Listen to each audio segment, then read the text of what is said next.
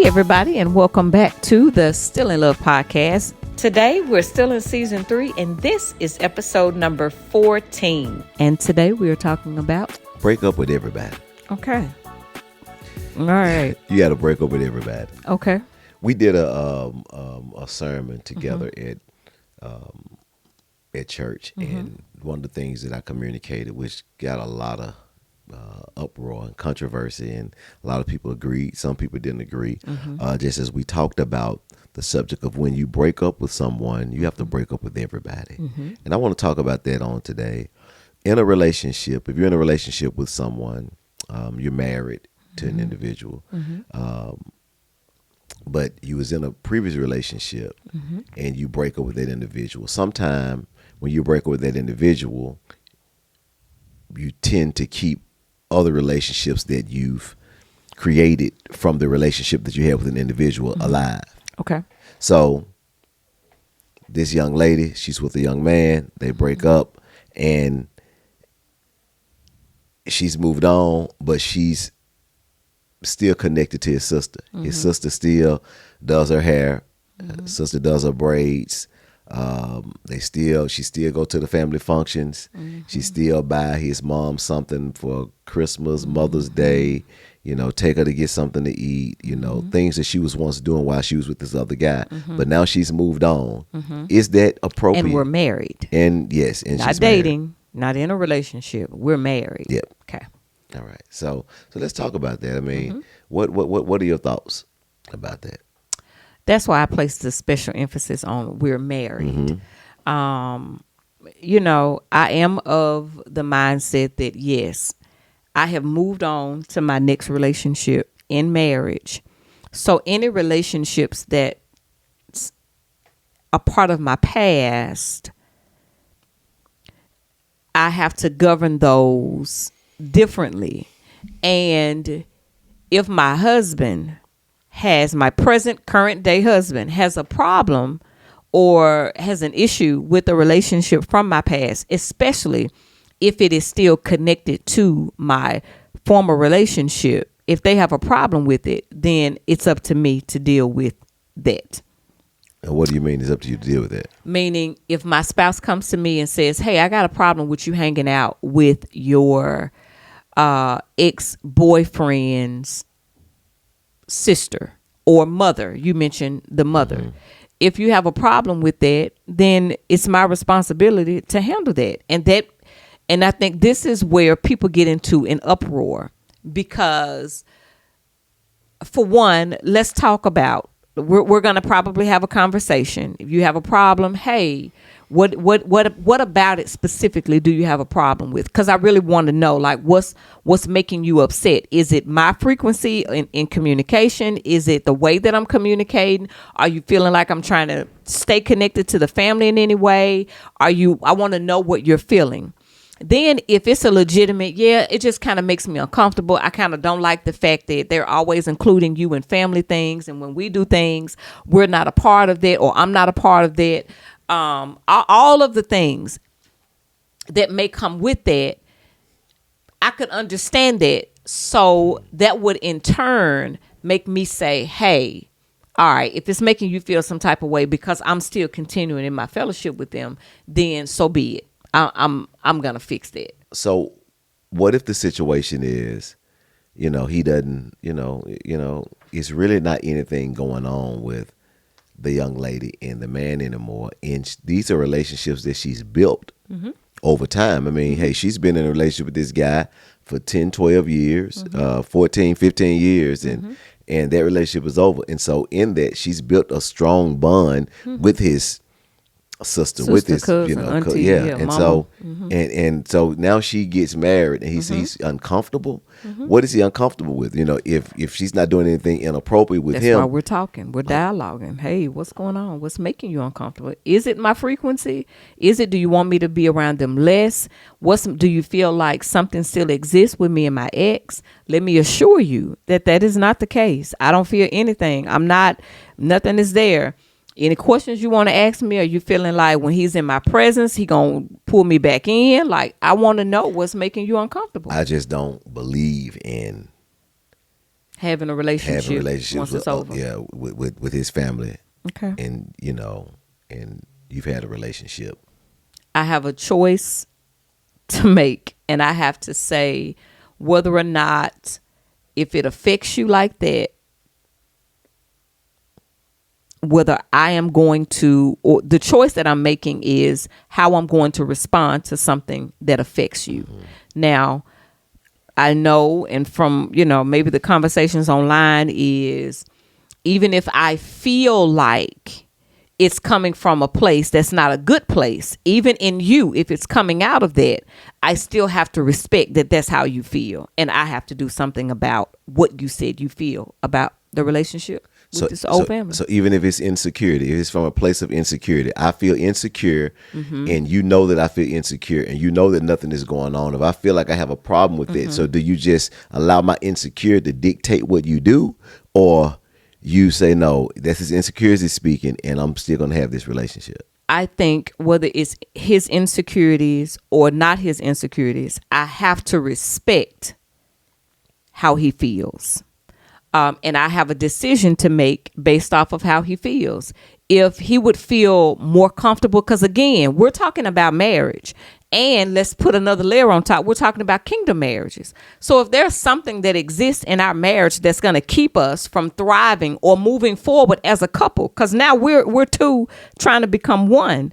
If that's going to be a block to us moving forward, even if it is his insecurity, most of the time, all of us are going to come to the relationship, even in our kingdomness, with something that may be a detriment to our relationship or our future selves, our future relationship. If this one thing is in the way or could be a hindrance, then I'm willing to let that go. Now, now the question is going to be, even if it is his insecurity, he may not always be at that place. And I'm not even looking to come back and reconcile a previous relationship with other family members because he may be in a better place. To me, it's things like that. To me, is kind of a no-brainer. Yep. To me, it's, I respect how you feel, and because I respect you and I respect how you feel, I'm going to honor what you said, and I may have to cut off some relationships. Yep. And I hope and pray that those that I'm in relationship with will understand. But to that point, I think some of us are calling relationships like just fellowship moments. If we were talking earlier about, early on, if we had decided in our relationship to call it quits, there are certain family members that I don't have to call you and say, well, my new husband is feeling some type of way about our previous relationship. The only relationship we had was when we came in contact with each other through a family function that I was with you. Outside of that, we didn't really call each other. We didn't really text each other. So to me, that's not a relationship. We were just in a fellowship ship. It wasn't a relationship. A relationship, a fellowship ship. A relationship is one where I feel like maybe there's some repetition or continuousness in something, even if it's a couple times a year, where there's some duration of some things, some interaction, some frequent interactions with each other. To me, that's kind of more like a relationship. A sister who does my hair, or a relationship with a mom that I may spend some time with on a monthly basis, or see them in a certain environment once a month or something like that. Now, does that mean that when I see them, I don't have that's anything to say to them? I'm not acting. I'm kingdom, so I'm not around here. I can't speak to him. I can't. Now, if that's what he's required of you, of course, sis, some other things are at play. If don't speak to them, don't say none to them, don't even look their way, don't do this, don't have nothing. Like, so you don't want me to speak to him? I can't even say hello. Don't say nothing. Yeah, it may be some other things at play. You're gonna have to pray. You're gonna have to understand, hey, right now, this kind of how things are. But I think there's a way to kind of pull back in a relationship with some understanding. And in some relationships, if there really was a true and genuine relationship outside of the person who connected you, then you can simply just have a conversation. I don't think you have to leave people cold turkey. I'm done with you. I don't want to have anything to do with you. That's right. But it can certainly be a conversation like, hey, Miss Jones, I don't want to cause, I feel the need, or however the conversation needs to go, hey, I'm gonna have to kind of back up a little bit. And I didn't want you to think, because I don't want to crush the person that I was in a relationship with, and I don't want to hurt their relationship. I just want to say, hey, listen, this is causing, I don't want it to cause any undue stress in my marriage or in my relationship with my husband, and I want him to be fully comfortable and confident in me. So I'm going to have to back up a little bit. And hopefully and prayerfully, the person that you're needing to pull a little bit away from will understand, like, oh, I totally get it. I don't, and sometimes that may not be the case. And I can't do anything about that. But I can do something about how we depart or how we transition in the relationship from where we were to this new place that we're getting ready to go to. If nothing else, if there is a true relationship, I owe you that conversation, so that you don't think that my actions after the fact is due to anything you've done or I did. Like, we don't have to end with beef. Yep. We don't have to have beef because I'm walking away from the relationship. Yeah, like, no, I'm going to be honest and forthcoming and let you know, hey, this is what's going on in my marriage, and my marriage is important to me. So, yeah. I think I've seen so many times where individuals move on into a marriage or into another relationship, but they still have ties to an old relationship. Correct. And I think it's important that you honor the present relationship that you're in over the past relationship. Correct. And a lot of people don't do that. No. A lot of people don't do that at all. A lot of people, what's the big deal? And it's a big deal, And again, I agree with what you say, just about, hey, listen, it doesn't mean that we can't speak. It doesn't mean that we can't, have be moments cordial, to be cordial and, but it's what we once had, we may not be able to have that anymore. Correct. Because of my previous situation, because of the current situation that I'm in. Yes. And see, this is what I want you to get. If your spouse is uncomfortable, it's important that you deal with the discomfort that your spouse is having. Yes. Don't ignore the discomfort that your spouse is communicating wherever it's coming from, because sometimes we can ignore what they're saying because you feel that it's coming from a place of insecurity. You feel like it's coming from a place of jealousy. Unreal place. You feel like and whether it's coming from a place of jealousy, of insecurity, it's important that you take heed to it, that you respond to it, and that you reassure them that this is not that. And if this is how it needs to be for a season or for the duration of our marriage, make sure that that's the case. And oftentimes people don't honor that. No. Hey, I have a friend. I personally don't believe in having friends of the opposite sex. I think that can be dangerous. Now, every situation, some situations may be different, to where, man, listen, and if your spouse don't having a problem with that and everything has been good and nobody's never tried anything and all of that, and you feel like that's something that you want to do, that's one thing. But I feel, and I've seen it too many times, it's been a danger to where this is my friend, from high school, and we've been hanging out, and she's a female, and now this brother is moving, he's married, but he still has this female friend that he's been hanging out with since high school. Oftentimes she know him better than his spouse know him. She know his hurts and his insecurities more than his spouse know. And although nothing took place over the years, when you get in a situation with your spouse and things are not really going well, and your spouse not really understanding you, and your spouse don't compliment you like this woman complimented you, and she's been there with you, and now you compare her to your wife because it's like, man, you know what? When this happened in my life, she was there. She knew what to say to me. My wife ignored that. Then it can become a problem. It's not initially a problem, but it can become a problem. And you have to get rid of anything that can become potential problems. And some people feel like it don't take all of that. But in counseling, in experience, in watching individuals, people, old friends from old relationships, from high school, from college, causes an uproar in marriages. Yes. And that's normally, oftentimes, the person that they have an affair with. Unintentionally. You didn't go out thinking that, that wasn't even your type, but it was just, they was there at a vulnerable time. when you really needed them the most, when you lost someone, when you was hurt, when you were grieving, when you lost a job, when you were going through with your spouse. And so you have to make sure that you don't leave any doors open for the enemy to come in. And I just believe in creating safeguards in marriage. The importance of safeguards in marriage is paramount. It is so important to have safeguards. Like, I think a large percent of marriage or fidelity is, it's easier to be faithful in marriage when you have a lot of safeguards in place. And I will make this point. I think it's, again, we're talking about something that needs to be communicated about. Because we're talking about marriage, which my assumption is there has been some time between when I met you and the time that we've decided to get married. So this person is not probably a new person on the scene. That's right. Now, if this person is new and they on the scene and they just now coming up, now all of a sudden we're going over there to take Christmas gifts. Now all of a sudden we're going over there because 3 years ago she loved your strawberry cake, and this year you decided to go ahead and bless her with one.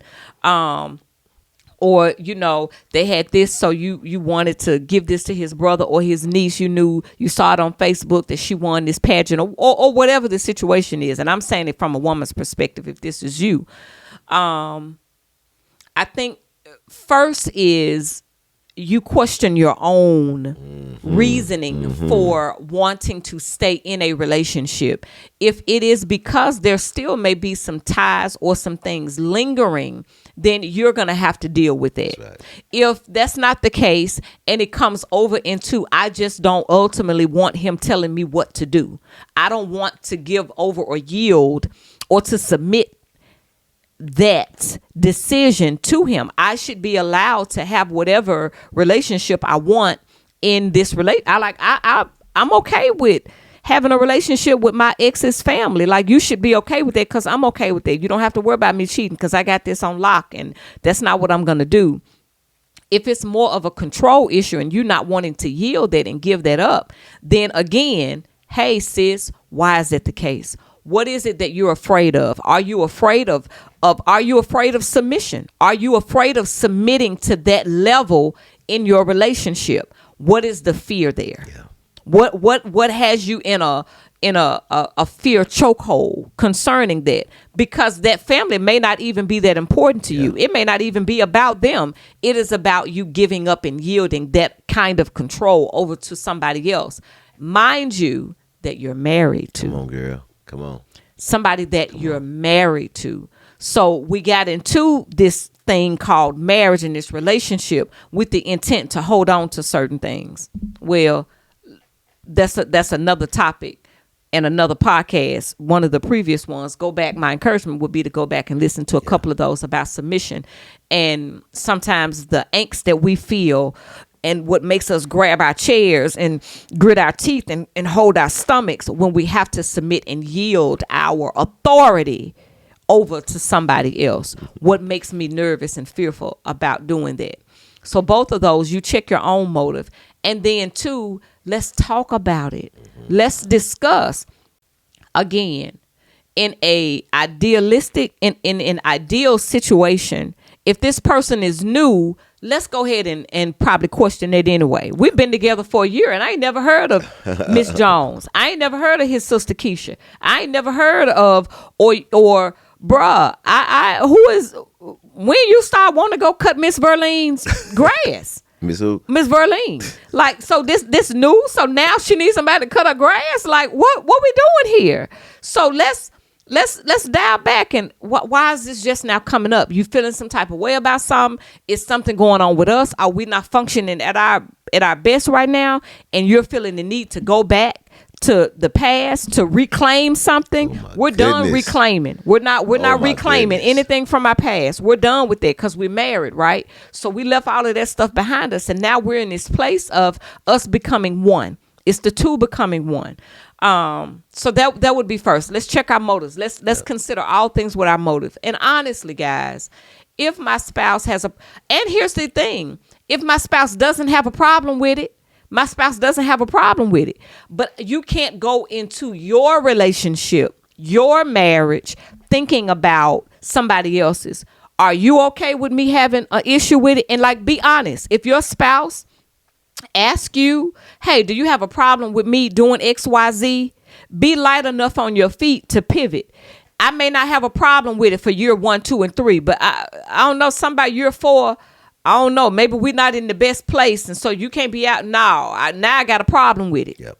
And if now I have a problem with you, ain't have a problem with it. I've been cutting Miss Verlene's grass. Well, now, babe, I'm kind of having a problem with it.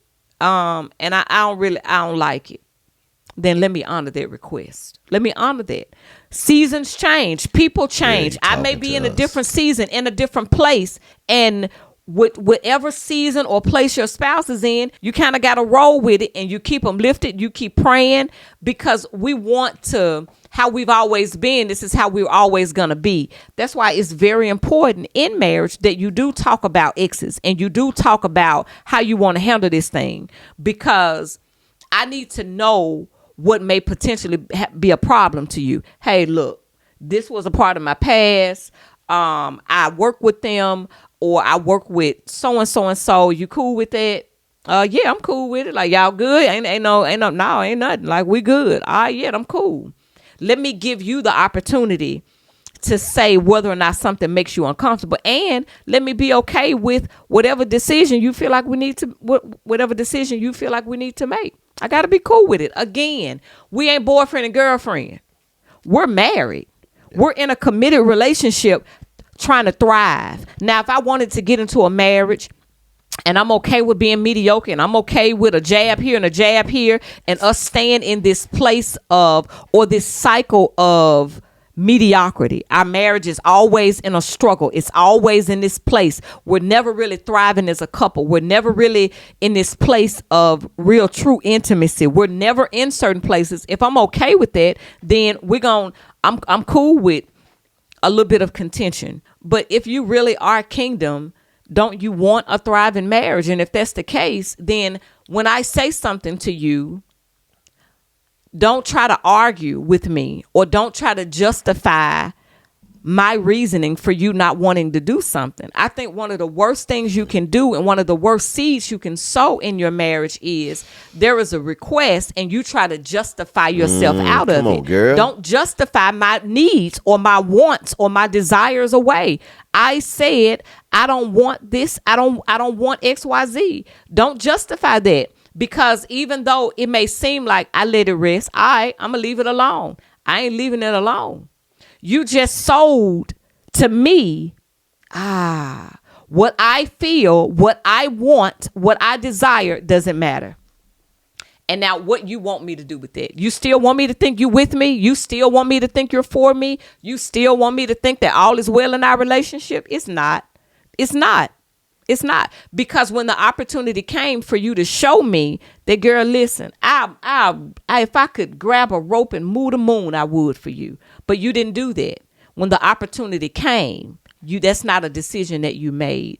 And I think sometimes in marriage, we don't think about how our little decisions, we say things like, oh, I will do the big things for my spouse. Sometimes I'm not asking you to do the big things. I'm asking you to honor me in the little things. If I have a problem with something, respond to the thing that I have a problem with, and let me know that you're on it. Don't be okay with it in the moment. No, let me see that you're working towards, my wife got a problem with this, or my husband has a problem with this relationship. So let me deal with it. Absolutely. I owe you that. Yeah. I owe you That's that. good. Because, and think about it, if for no other reason, when it comes back around your way, because it will. Your spouse will want something, desire something, need something from you that it may challenge them to be able to give it to you. And they're going to remember, well, ain't this something? When I asked something of you, you didn't give it to me. And now we got a cycle of, you didn't do it, I didn't do it. You didn't do it, I didn't do it. You hit me, I hit you. Not physically, but even emotionally. Like, yeah, you didn't give to me, I'm not going to give to you. And now we got this cycle going on of, all simply because you won't stop talking to your ex-boyfriend's brother. or you won't stop talking to your ex-girlfriend's Yep. sister. And it goes back to that cycle of dishonor. So Yeah. now there's a hint of dishonor Yep. because, hey, Yep. Because you don't care. that's right, an environment, a culture of disrespect. And you have Yep. to determine what type of culture do you want in your marriage? Yep. What type of environment do you want your marriage to be? And I think it's because some these conversations are tough. You know, we saw a lot of people in the uproar like, but it's just you don't want me to have a relationship with my baby mama, mama and them, whatever. It's And no, that's different. We ain't yeah. talking about kids. Yeah, because yes, you're gonna have to have some type of relationship with your Yeah. kids' family, but making sure that you have an integrity in those relationships Yes. and making sure that they're not the same way that it was before and making sure that it's not anything extra. And so and people just have to really grow up because you see so much infidelity take place because you leave these doors open. And when you leave a door open to situations that you shouldn't leave a door open to, the enemy comes in and set up shop. And again, we're talking to kingdom marriage. And if you want to protect your marriage, if you want to protect your marriage and make sure that it's safe, you need to set up safeguards. Yes, sir. Safeguards to ensure Yes, sir. that doors are not open for Yes, the enemy sir. to come in. Yes, sir. And you mentioned something just about new people that was old. So now we're having a reunion, right? So we having a reunion, or somebody? Oh no, we're not having a reunion. Correct. If they were not a part of our life, then they're not going to be a part of our life. Yes. And you have to be okay with breaking Yes. away, Yes. and don't go and sneak. Well, since my wife don't like me talking to you, I'm gonna sneak and talk to you. Whenever you feel that you have to sneak and do something, that's a red flag that is a violation. Even if you feel like, hey, there's nothing wrong with it. I only did this and I talked behind your back because I knew that you had a problem with it. If you feel that you have to talk behind your spouse's back, then that is a problem with It's a it. problem. Now, if you want a thriving kingdom problem. marriage, don't talk behind your spouse's back, regardless of what issue that they may have. If it's jealous, if it's insecurity, Yeah. honor and respect them in that manner. Yes. Because that's how you open a door Yep. that was closed. Very And so true. those things are Very so true. important. It was a young lady that I dated years ago, and we weren't talking, and she ended up. I think she was married at the time. She got married, and she was still buy my mother gifts on Christmas. She would come by the house and buy my mother gifts on Christmas. Now I felt that it was out of having something still for me. And I would imagine if her husband even knew about it, he probably would have had a problem with it. Because her and my mom had a relationship, but to my knowledge, they weren't that close. And even if they were that Weren't close. Christmas gift once Yeah. a year close. Yeah, and even if they were that close, the relationship was over. She had moved on and she was married to someone else. And so I feel that was just a way of having some type of connection Still to you. me. Right. Because I'm connected to somebody that's really close to him. And Right. and I think that's out of order. I felt that, this was years ago. I felt that it was out of